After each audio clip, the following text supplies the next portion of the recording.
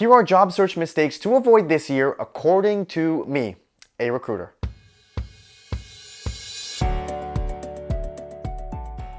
And at number one, it is not updating your LinkedIn profile. If you don't even have a LinkedIn profile, you're going to watch this video right here where I will walk you through step by step how to create a LinkedIn in less than 5 minutes without giving away a lot of your personal identity on the internet, but still enough to get you job opportunities. And if you haven't updated your LinkedIn since last year, you should go ahead and update it so that people can find you and offer you jobs even if you aren't looking for one, because you never know when your job may be affected, or if you wake up one day and you just don't like your boss or you don't want to work at your company anymore. It is always good to have options. It's better to have some options than no options. So go ahead and update your LinkedIn profile and make sure that you are searchable by using industry standard search terms for job titles. The next job search mistake to avoid is not negotiating your job offer. And you may laugh and think there's no way someone would never negotiate their job offer. But as a recruiter,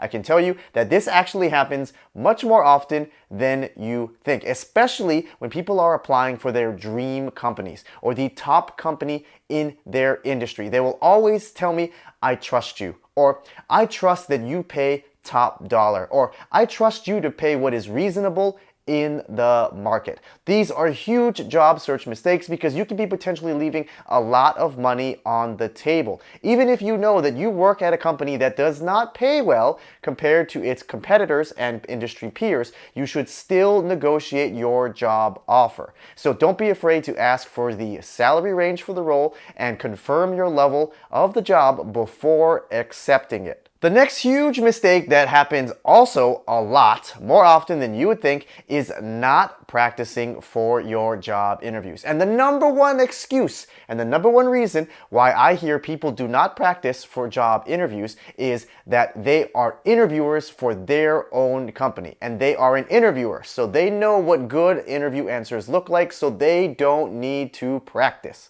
This is a huge mistake. Don't be arrogant. Answering interview questions under pressure with a time constraint is much different than sitting on the other side of the table, asking a question and sitting there and taking notes and analyzing an answer. Interviewing somebody is not practicing for an interview.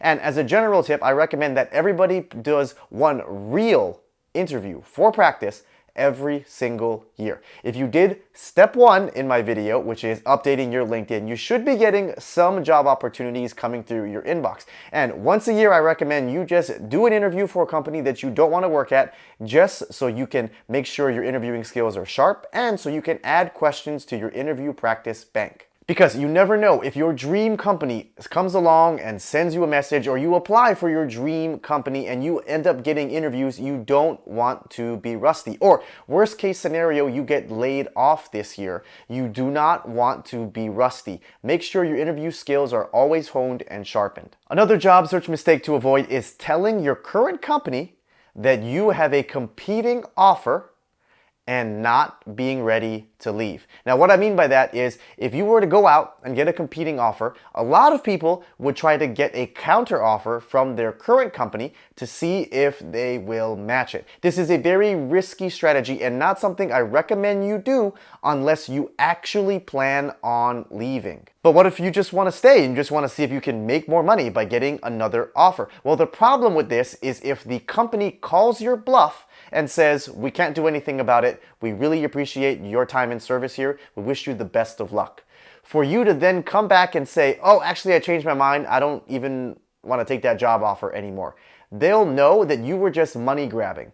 And they know that you are not someone that they need to spend money on in the next annual cycle to retain. You have basically just blown your leverage. So only try to get a counter offer if you are genuinely planning on leaving, and maybe they can offer you a compensation package or a role that would be enough to get you to stay. But do not use it in bad faith, hoping that you can just get a raise. Because if they call your bluff, then you really do have to take that job offer that you didn't really want. The next mistake to avoid is taking too long to schedule your interviews. I know you may have some vacations coming up, or maybe you even want 2 to 3 weeks to study and prepare for your interviews. And trust me, I had a candidate ask me for 4 weeks to study for an interview. But do not take too long to schedule your interviews. Velocity is key, especially in a really competitive job market like right now. When you are competing with multiple candidates for a job, when you are the last one to interview, if they already found someone or 2 people ahead of you who did pretty good in their interviews, they're most likely just going to offer one of those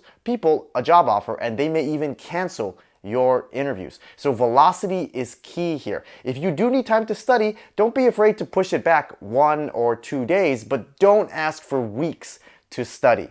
And ideally, the best case scenario is if you have an interview scheduled for a Friday, if you move it to a Monday, that gives you 3 days to study, but it's only 1 business day that the company has lost. So if possible, try to schedule interviews for Friday. So if you need more time to study, you can just move it back 1 day and gain 3 days of study time. And another pro tip here is that now that companies are doing a lot of virtual or remote interviews and you don't have to come in person anymore, don't be afraid to break up your interviews if you need extra time to study. That way you can keep the interview process going with that company, but also give yourself time to study in between interviews. Another really big job search mistake is assuming that your job is safe this year. We've seen huge tech companies like Meta, who make billions of dollars a week, lay off thousands of employees. So don't ever assume that your job or your industry is safe or recession proof. Don't make that mistake. It's always good to have a LinkedIn and to keep networking proactively so that if anything ever does happen to your job, within a few days, maybe even a week, you can get interviews lined up and other job offers ready. Another really common job search mistake that I see is when you have multiple job offers, focusing only on the money and taking the job that offers you the most amount of money possible. This is a huge mistake and usually one that only leads to short-term happiness but long-term sadness. When you have multiple job offers, the most important thing is the manager that you are going to get to work with. If the manager gets along with you really well and is genuinely interested and invested in your career success, that is going to pay huge dividends over the long run, even if it wasn't the job that offered you the most total compensation at the initial time.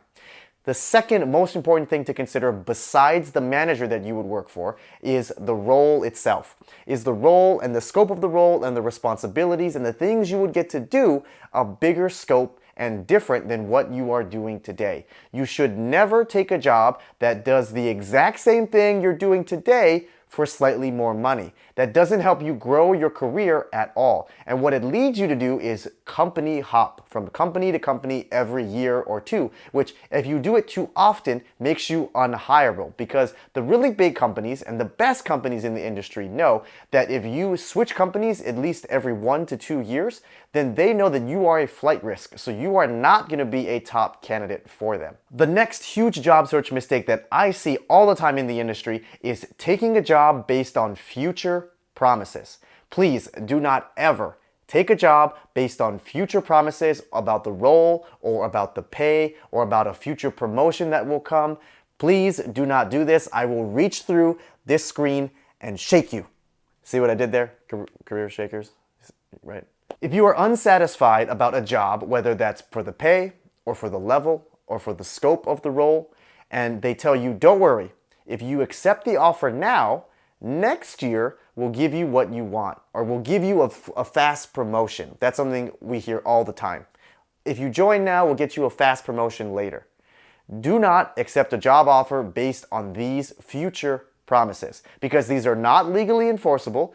And from my experience, I've seen less than half of them actually pan out and come through. These are just negotiation tactics that companies will use to get you in the door for a short period of time. They know that they just need you to come in and contribute for about a year or two, and then if you're unhappy and want to leave, you are replaceable.